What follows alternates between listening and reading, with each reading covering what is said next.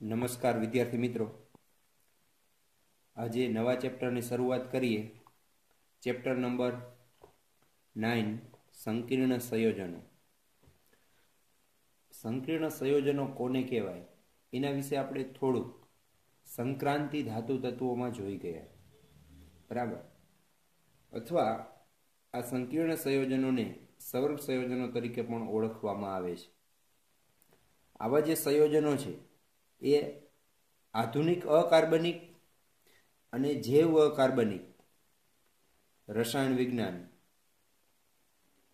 અને રાસાયણિક ઉદ્યોગોની કરોડરજ્જુ છે. એટલે આ સંયોજનો છે એ અગત્યના છે એવું કહી શકાય. કારણ કે રાસાયણિક ઉદ્યોગોમાં જૈવ અકાર્બનિક રસાયણ વિજ્ઞાન અને આધુનિક અકાર્બનિક રસાયણ વિજ્ઞાનમાં એનો ફાળો અગત્યનો છે. જેના વિશે આપણે વાત કરી હતી એ ફરીથી આપણે યાદ કરીએ કે સંક્રાંતિ ધાતુ તત્વો છે એ સરળતાથી સંકીર્ણ સંયોજનો અથવા સવર્ગ સંયોજનો બનાવે છે. આ સવર્ગ સંયોજનો આપણે કોને કહેતા હતા? તો કે કોઈ ધાતુ પરમાણુ અથવા ધાતુ આયન સાથે ચોક્કસ સંખ્યામાં લિગેન્ડ તરીકે કોણ હશે? ચોક્કસ સંખ્યામાં ઋણ આયનો અથવા તટસ્થ અણુઓ રાસાયણિક બંધનથી જોડાય અને જે સંયોજનો બનાવે છે તે સવર્ગ સંયોજનો કહેવાય છે. એટલે ટૂંકમાં ધાતુ પરમાણુ અથવા આયન સાથે ઋણ આયનો અથવા તટસ્થ અણુઓ ચોક્કસ બંધનથી જોડાય જે લાક્ષણિક સ્પીસીસ બને છે તે સવર્ગ સંયોજનો કહેવાય છે, બરાબર. જૈવિક પ્રણાલીઓના આવશ્યક ઘટકોની ક્રિયાશીલતામાં રાસાયણિક બંધન અને આણ્વીય રચનાઓની નવી સંકલ્પનાઓએ ઊંડી સમજ પૂરી પાડી છે. આ સંયોજનો છે એનાથી ઘણી બધી સંકલ્પનાઓ છે એનું સ્પષ્ટીકરણ થયું છે, બરાબર. જેમાં ઉદાહરણ તરીકે જોઈએ તો ક્લોરોફિલ છે એ મેગ્નેશિયમનો સવર્ગ સંયોજન છે અથવા તો સંકીર્ણ સંયોજન છે. હિમોગ્લોબિન આપણે ખ્યાલ છે રુધિરમાં, જે Fe નો સંકીર્ણ સંયોજન છે. વિટામિન B12 છે એ કોબાલ્ટનો સંકીર્ણ સંયોજન છે. આ સિવાય સંકીર્ણ સંયોજનો છે એ ધાતુ કર્મ વિધિમાં, ઔદ્યોગિક ઉદ્દીપનની પ્રક્રિયામાં અને વૈશ્લેષિક પ્રક્રિયકો તરીકે અગત્યનો ભાગ ભજવે છે. આ ઉપરાંત વિદ્યુત ઢોળ ચડાવવામાં, વસ્ત્ર રંગકામમાં અને ઔષધીય રસાયણ વિજ્ઞાનમાં પણ સંકીર્ણ સંયોજનો છે એ અગત્યનો ભાગ ભજવે છે. તો આ સંકીર્ણ સંયોજનોની સામાન્ય વાત અને એ કઈ કઈ જગ્યાએ ઉપયોગી છે અથવા તો એની મદદથી કેવા પ્રકારના સંયોજનો અને પ્રક્રિયકો છે એ બનાવી શકાય છે એની સામાન્ય વાત છે એ કરેલી છે, બરાબર. હવે પ્રશ્ન નંબર 1 તરફ જઈએ કે સંકીર્ણ સંયોજનો માટે વર્નરનો સિદ્ધાંત.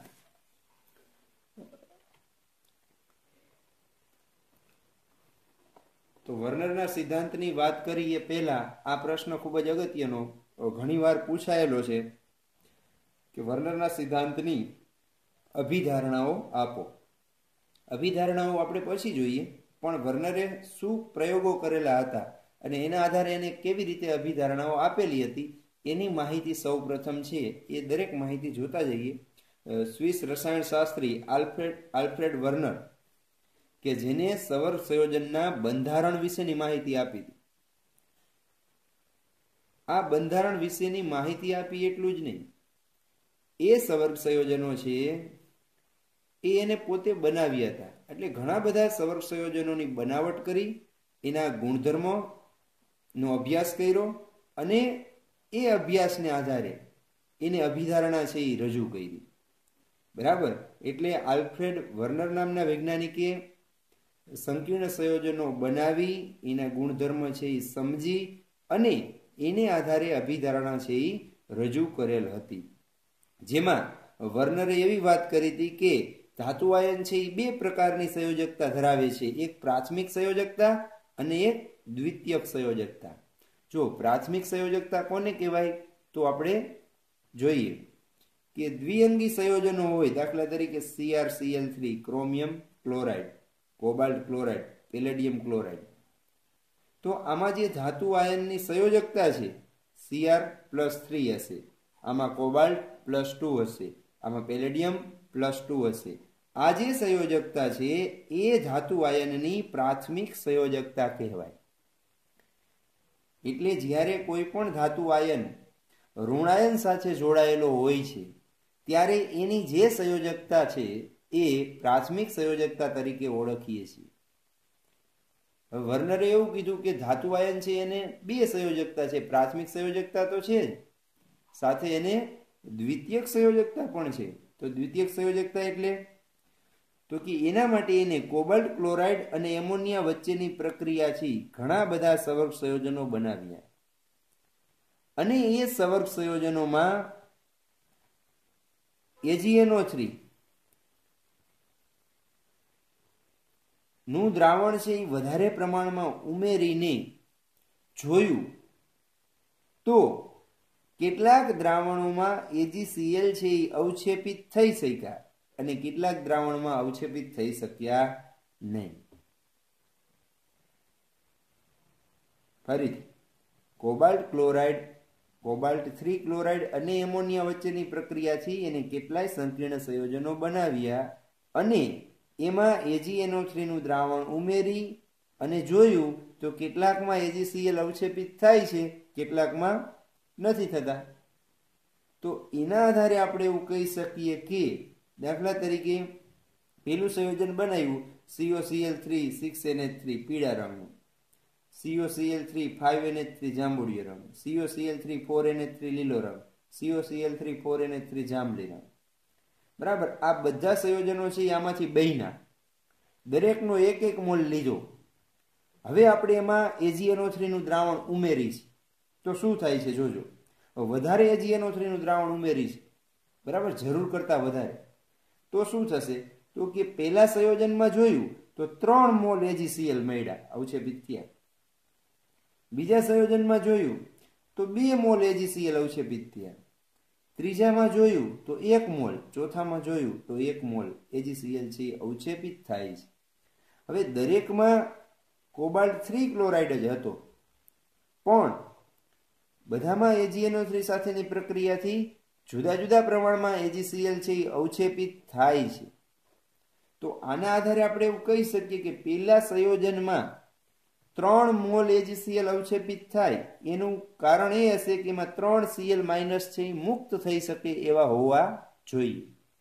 એટલે પ્રથમ બંધારણ છે એ આ પ્રકારનું હોવું જોઈએ, CONH3 6 ટાઈમ 6NH3, પછી એને ચોરસ બોક્સમાં દર્શાવી દઈએ, એ +3 આયન હશે અને 3 Cl- આયન છે એ છૂટા હશે, એટલે 3 Ag+ આની સાથે જોડાય અને 3 AgCl બનાવે છે। બીજું સંયોજન કેવું હશે તો કે એમાં 2 જ AgCl છૂટા પડે છે, 2 મોલ જ, તો એનો મતલબ શું, 2 Cl- 12 હશે, તો સંકીર્ણની અંદર શું હશે 5 NH3 અને 1 Cl। આમાં એક જ છૂટો પડે છે તો 1 Cl છે એ સંકીર્ણની બહાર હશે ને બાકી 2 છે એ અંદર હશે। એવી જ રીતે 1 બહાર હશે, 2 છે એ અંદર હશે। એટલે ટૂંકમાં કહીએ તો કોબાલ્ટ સાથે 6 ની સંખ્યામાં અણુ જોડાય છે। જો અહીંયા 6 NH3, અહીંયા 5 NH3 અને 1 Cl, અહીંયા 4 NH3 2 Cl, 4 NH3 2 Cl। એટલે સીધી વાત એવી થઈ કે આમાંથી જે સંયોજનો બને છે એમાં કોબાલ્ટ સાથે 6 ની સંખ્યામાં સમૂહો અથવા અણુઓ જોડાય છે। એક બાબત આના ઉપરથી સ્પષ્ટ થઈ। બીજી બાબત, આ જે 6 ની સંખ્યામાં અણુઓ અથવા સમૂહો જોડાય છે એને ચોરસ બ્રેકેટમાં દર્શાવવામાં આવે છે। આ ચોરસ બ્રેકેટની અંદર રહેલા આયનો છે એ છૂટા પડતા નથી, એટલે જો અંદર જે Cl છે એ AgCl તરીકે અવક્ષેપિત થશે નહીં, બહાર જે Cl છે, ચોરસ બોક્સની બહાર જે Cl છે એ જ અવક્ષેપિત થાય છે। તો એનો મતલબ શું થયો? તો કે એનો મતલબ એમ થયો કે સંકીર્ણની અંદર એટલે આ ચોરસ બોક્સની અંદર ધાતુ આયન સાથે જેટલી સંખ્યામાં અણુઓ અથવા આયનો જોડાય છે એ એની દ્વિતીયક સંયોજકતા છે. સમજાણું? તો આ દરેક સંયોજનમાં ધાતુ સાથે 6 ની સંખ્યામાં NH3 જોડાણા તો એની દ્વિતીયક સંયોજકતા 6 થઈ. અહીંયા 5 NH3 ને 1 Cl ટોટલ 6 તો દ્વિતીયક સંયોજકતા 6 થઈ. અહીંયા 4 ને 2 તો દ્વિતીયક સંયોજકતા 6 થાય છે. પ્રાથમિક સંયોજકતા કેટલી? તો કે પ્રાથમિક સંયોજકતા તમે ગણશો તો કેટલી થશે? કોબાલ્ટનો ઓક્સિડેશન અંક +3 થાય તો પ્રાથમિક સંયોજકતા તો +3 જ છે, પણ દ્વિતીયક સંયોજકતા છે એ 6 થશે. સમજાણું? ખબર પડી? એટલે ફરીથી કહું કે કોબાલ્ટ 3 ક્લોરાઇડ અને એમોનિયા વચ્ચેની પ્રક્રિયાથી એને ઘણા બધા સંકીર્ણ સંયોજનો બનાવ્યા. આ બન્યા હાલો સંકીર્ણ સંયોજન. એનો અભ્યાસ કર્યો. અભ્યાસમાં શું કર્યું? એ દરેક સંકીર્ણ સંયોજનો દ્રાવણમાં વધારે પ્રમાણમાં AgNO3 ઉમેર્યું. વધારે પ્રમાણમાં AgNO3 ઉમેરે છે તો જોજો બધામાં Cl તો 3 જ હતા, પણ બધામાં એક સરખા AgCl ઉત્પન્ન થતા નથી. શું કામ નથી થતા? તો કે દરેક સંયોજન એવી રીતે બને છે કે જેમાં કોબાલ્ટ સાથે 6 સમૂહો અથવા આયનો જોડાયેલા રહે છે અને બાકી વધતા Cl આયનો છે એ સંકીર્ણની બહારની સાઈડમાં જોડાય છે. તો સંકીર્ણની અંદર જેટલી સંખ્યામાં ધાતુ આયન સાથે સમૂહો જોડાય એ સંખ્યાને એની દ્વિતીયક સંયોજકતા કહેવાય. બરાબર? તો આમની વચ્ચેની પ્રક્રિયાથી ઘણા બધા એવા સંકીર્ણ સંયોજનો બની શકે અને ચોરસ બોક્સમાં ધાતુ આયન સાથે જે આયનો અથવા સમૂહો જેટલી સંખ્યામાં જોડાય છે એ એની દ્વિતીયક સંયોજકતા બને છે. સમજાણી વાત? તો આના આધારે વર્નરે સમજાવ્યું કે ધાતુ આયન છે એ 2 પ્રકારની સંયોજકતા ધરાવે, એક પ્રાથમિક સંયોજકતા અને એક દ્વિતીયક સંયોજકતા. બરાબર? સમજાઈ ગયું હશે? બરાબર. હવે વર્નરના સિદ્ધાંતની અભિધારણા જોઈએ જે વારંવાર પૂછાય છે. બાજુમાં એક ઉદાહરણ પણ હું લખી નાખું તો તમને ખ્યાલ આવશે. CONH3 6 time Cl3. હવે આ ઉદાહરણમાં જોવું. કોબાલ્ટ છે એ ધાતુ આયન છે, આ તટસ્થ અણુ છે, એ ચોરસ બોક્સમાં ધાતુ આયન સાથે જોડાયેલો છે. બરાબર? તો કેટલા બંધથી જોડાયેલો છે? તો કે 6 બંધથી જોડાયેલો છે. એટલે એની દ્વિતીયક સંયોજકતા 6 થઈ. એટલે ફરીથી યાદ રાખશું કે દ્વિતીયક સંયોજકતા ગણવા માટે ચોરસ બોક્સની અંદર ધાતુ આયન સાથે જેટલા બંધ બને એ એની દ્વિતીયક સંયોજકતા કહેવાય. બીજું પ્રાથમિક સંયોજકતા તો કે ધાતુ આયનનો જેટલો ઓક્સિડેશન આંક હોય એ એની પ્રાથમિક સંયોજકતા થાય.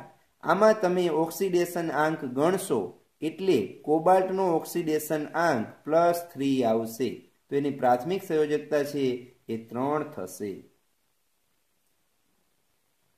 ક્લિયર? ઓકે, ચાલો પેલો મુદ્દો જોઈએ વર્નરના સિદ્ધાંતની અભિધારણાનો.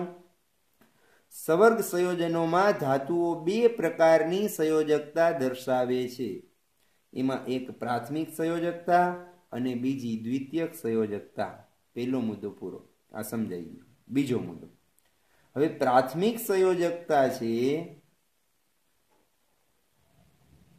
એનાથી જોડાયેલ ઋણ આયનોનું આયનીકરણ થઈ શકે છે. એટલે પ્રાથમિક સંયોજકતાથી જે જોડાયેલા હોય એ દ્રાવણમાં આયન સ્વરૂપે છૂટા પડી શકે એટલે એ આયનીકરણ પામે છે. દાખલા તરીકે અહીંયા પ્રાથમિક સંયોજકતાથી કોણ જોડાયેલું છે? Cl. તો આ Cl છે એ આયનીકરણ દરમિયાન મુક્ત થશે. આનું આયનીકરણ થશે તો શું થશે? ચોરસ બોક્સમાંથી આયનો અથવા અણુઓ છે એ છૂટા પડતા નથી. આ ચોરસ બોક્સ આખે આખું એક આયન રહેશે અને આમાંથી Cl- આયન 3 છે તો 3 Cl- આયનો છૂટા પડશે. બરાબર? તો ટોટલ કેટલા આયનો છૂટા પડ્યા? આ 3. તો ટોટલ 4 આયનો છે એ છૂટા પડે છે, એક સંકીર્ણ આયન અને 3 Cl માઇનસ આયન. એટલે કે પ્રાથમિક સંયોજકતા છે એ આયનીકરણ પામી શકે છે. એથી આગળ વાત કરીએ તો આ પ્રાથમિક સંયોજકતા છે એ શેના વડે પૂર્ણ થાય છે અથવા સંતોષાય છે? તો કે ધાતુ આયન તો ધન હશે તો એ ઋણ આયન વડે જ સંતોષાશે. તો આપણે એમ કહી શકીએ કે પ્રાથમિક સંયોજકતા છે એ ઋણ આયન વડે સંતોષાય છે. સમજાઈ ગયું પ્રાથમિક સંયોજકતાનું? ત્યાર પછી જોઈએ દ્વિતીયક સંયોજકતા. તો કે દ્વિતીયક સંયોજકતા છે એ બિન આયનીકરણ છે. એટલે કે દ્વિતીયક સંયોજકતાથી જે તટસ્થ અણુઓ અથવા ઋણ આયનો જોડાયેલા છે તેનું આયનીકરણ થઈ શકતું નથી. એટલે અહીંયા કોણ જોડાયેલું છે દ્વિતીયક સંયોજકતાથી? NH3.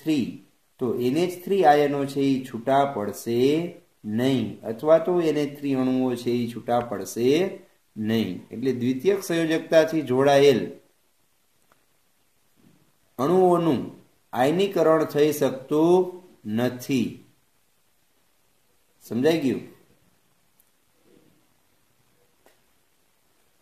કોના વડે સંતોષાય દ્વિતીયક સંયોજકતા? તો કે ધાતુ સાથે અંદર કોણ જોડાય છે? તો આપણે ટૂંકમાં વાત કરી હતી, આ તટસ્થ અણુઓ જોડાશે અથવા ઋણ આયનો જોડાશે, જેને આપણે શું કહીએ છીએ? લિગેન્ડ. એટલે એક શબ્દમાં કહેવું હોય તો એમ કહેવાય કે ધાતુ આયન છે એની દ્વિતીયક સંયોજકતા લિગેન્ડથી સંતોષાય છે. લિગેન્ડ એટલે કોણ? તો કે તટસ્થ અણુઓ અથવા ઋણ આયનો કે જે ઇલેક્ટ્રોન યુગ્મ આપે છે. એટલે બિન આયનીકરણ સંયોજકતા છે એ તટસ્થ અણુઓ અથવા ઋણ આયન વડે સંતોષાય છે. સમજાણું?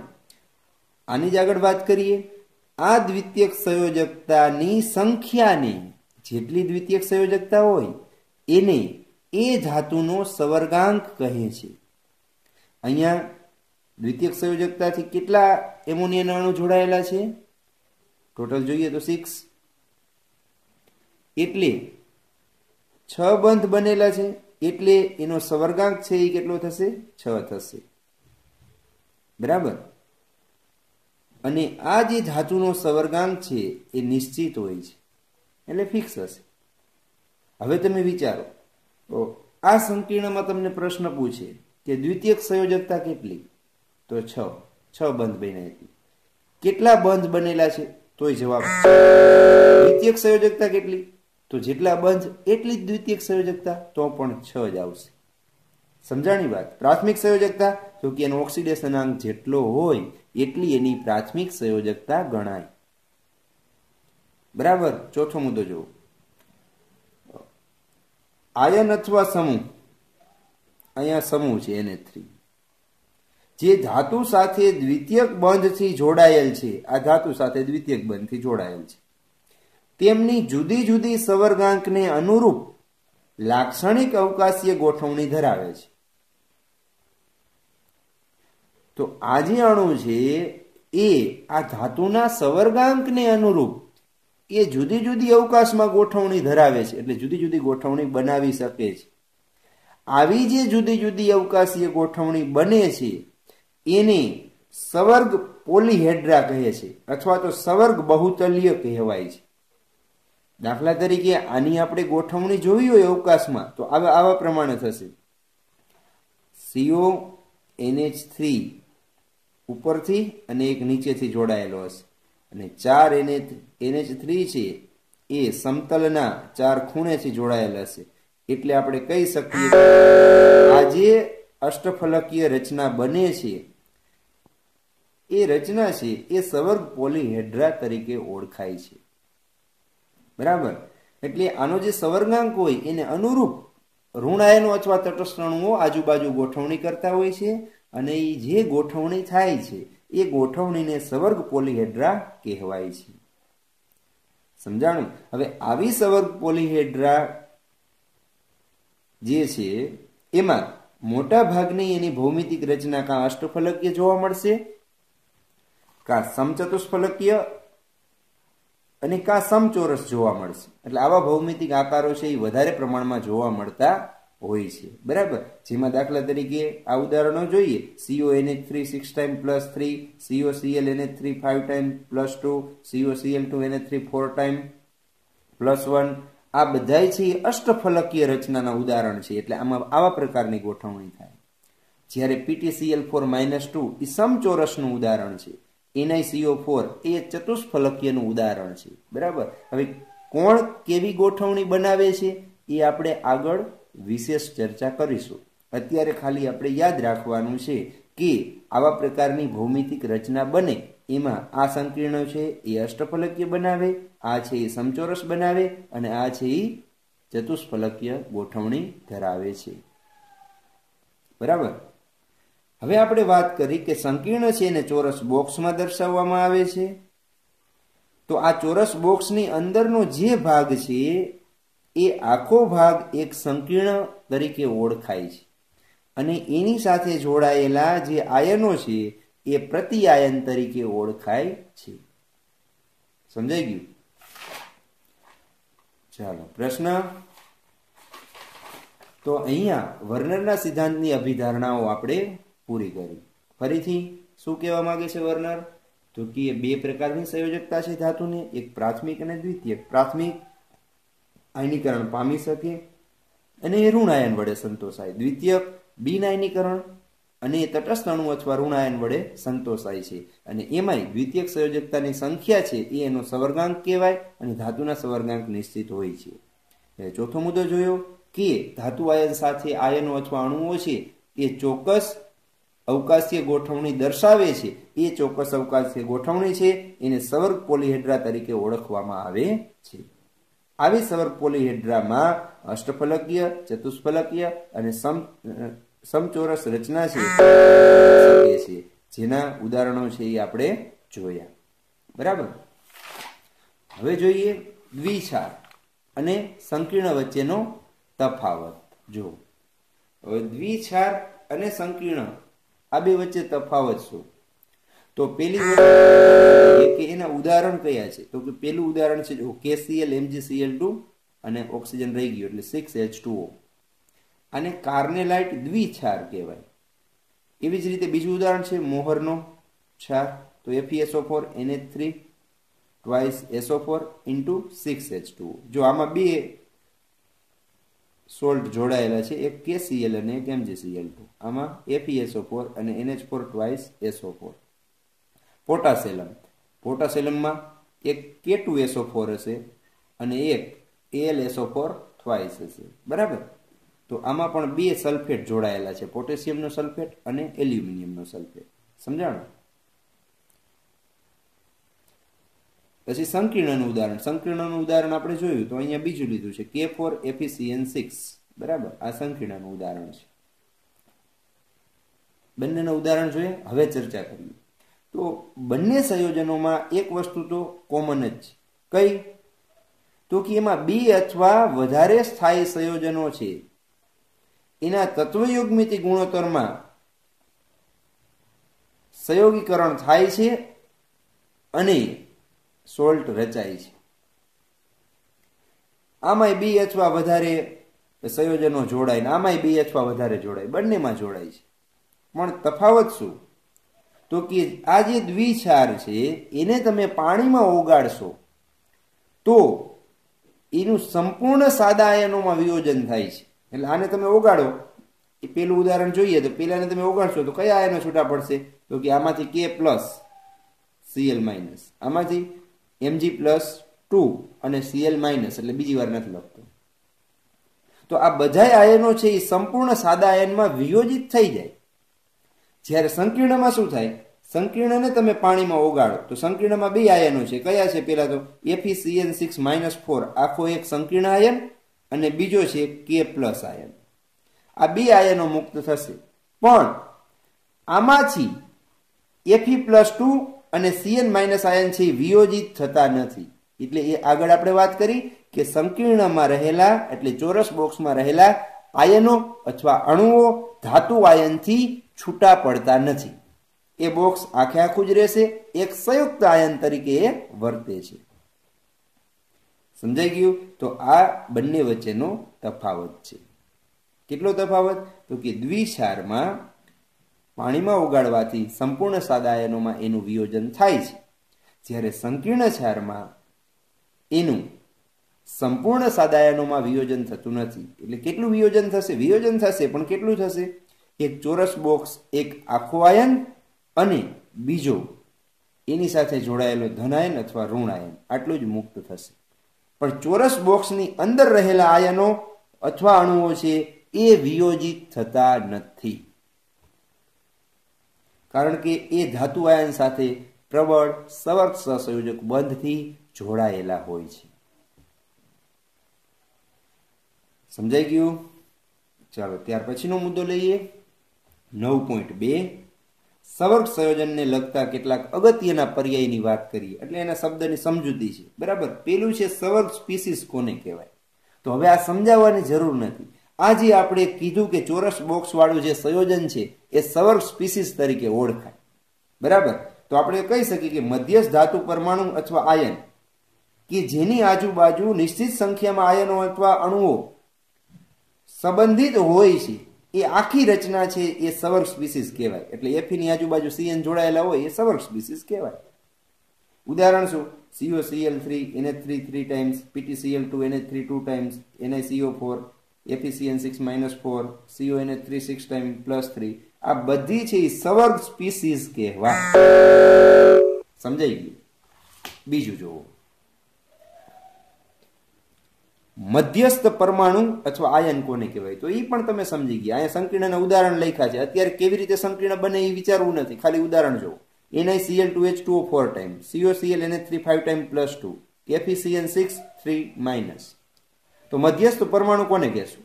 તો કે જે ધાતુ આયનની આજુબાજુ આયનો અથવા અણુઓ ગોઠવાયેલા છે એ ધાતુ પરમાણુને મધ્યસ્થ પરમાણુ કહેવાય. વચ્ચે છે એ મધ્યસ્થ પરમાણુ. આમાં Ni+2 મધ્યસ્થ પરમાણુ હશે, આમાં CO+3 હશે, આમાં Fe+3 હશે. સમજાઈ ગયું? આ બધા મધ્યસ્થ પરમાણુ છે એ ધન વીજભારિત છે, એટલે લુઈસ એસિડ તરીકે વર્તે છે.